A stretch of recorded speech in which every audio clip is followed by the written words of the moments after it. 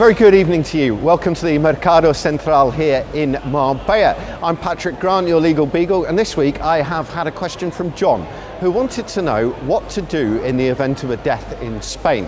Now, for the next few minutes, I'm going to be concentrating on tourists and non-residents of Spain. That's because people who live here and people who have the language have a much clearer idea of what to do in the event that this happens. Now, there are two absolutely key things to remember, first of all, in this situation. And number one is having a good travel insurance policy. And that's for reasons I'm going to explain in a minute. Number two is before you come away, is making sure that you've got the number of your local consulate or embassy. In the Malaga region, we have every single nationality, as you've probably seen on the show, represented as a consulate. And you can call them 24 hours a day for any emergency assistance. So, when you're dealing with a death in Spain, it depends very much on the scenario.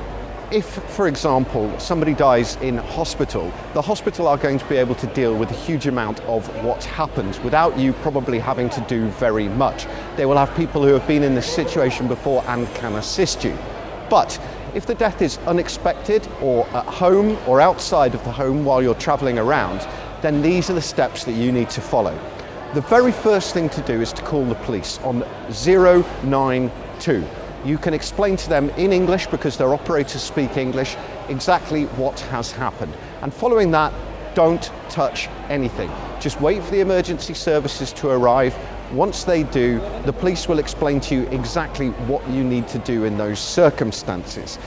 It is highly likely, if the death is unexpected, and just to warn you, that the body may be there for quite a considerable amount of time, because a judge will need to come and look at it, as well as a doctor, to establish the exact cause of death. This is something connected to the European Convention on Human Rights, which means that the state needs to investigate any death which might be slightly suspicious or, as I say, unexpected. If the police don't do so, you're going to need to call a doctor. Again, you can get hold of a doctor fairly easily by either looking on Google or calling directory inquiries here in Spain. A doctor will come and he will issue a death certificate. Now, at any stage in these proceedings, it's highly advisable to call your local consulate. That means if you're British, the British consul. That means if you're Danish, the Danish consul. They have dealt with this before, they will deal with this again, and they are extraordinarily helpful and sympathetic to your needs. When a doctor arrives, he will examine the body and he will give a death certificate. This is an extremely important document and you need to keep hold of this. It sets out, rather like a birth certificate or a passport, just all of the details of the deceased person and a probable cause of death. It is massively important for what's going to come up next. The next thing you're going to be asked to do, and your consul should assist you with this, is register the death in Spain. You will need to take the death certificate along with you that the doctor has signed, and anybody with the knowledge of the person who has died can do this. But it must be done in 24 hours of the death, and make sure you do that. Again, and I keep specifying this, if you're having any difficulties in this situation, speak to your local consulate, they will help. Now, things move slightly quicker in Spain than perhaps in Northern Europe we might be used to. Funerals or cremations tend to take place within 24 to 48 hours. So, if you want to bring the deceased person back to the country that you live in, you need to get onto that very quickly. And this is where a travel insurance policy comes in. The word you're looking for here is repatriation of a body. And if you have good travel insurance, this tends to be dealt with by the travel insurance company. So they're another bunch of people that you need to alert in the event that anything like this occurs.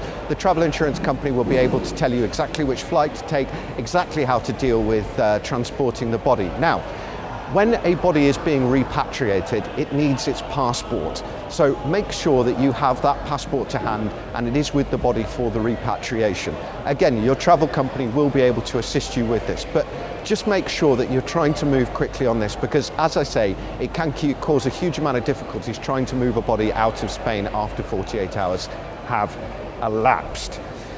So, let's just recap this, because it's very, very important. In the event that somebody who is a tourist or a non-resident of Spain dies in hospital, this should be dealt with by the hospital and they will know exactly what to do. In the event that it is not in a hospital, it's at home, outside the home, or it's unexpected, you need to report it to the police immediately, and that's 092. explain to the operator what's happened, and the police and the emergency services will be with you as soon as possible. Do not be shocked if they leave a body lying around for a period of time. This is because there needs to be an investigation, as I explained. During this time, you should contact your local consulate or embassy and inform them of exactly what has happened and the details of the deceased. Finally, repatriation. Make sure you speak to either the consulate or to your travel insurance company and get the exact details of how this is going to happen. Again, in the event that this happens to you, most companies, the police included, and doctors are hugely sympathetic here in Spain to this kind of issue, and will be able to advise you, point you in the right direction, and make sure that this traumatic time is dealt with as quickly and as easily as is humanly possible. That's it for this week. If you have any questions, please drop me a line, patrick.charles.grant@gmail.com, and I'll do my best to help you out. Until then, stay safe, have a great weekend, and we'll see you next time. Take care, Marbella.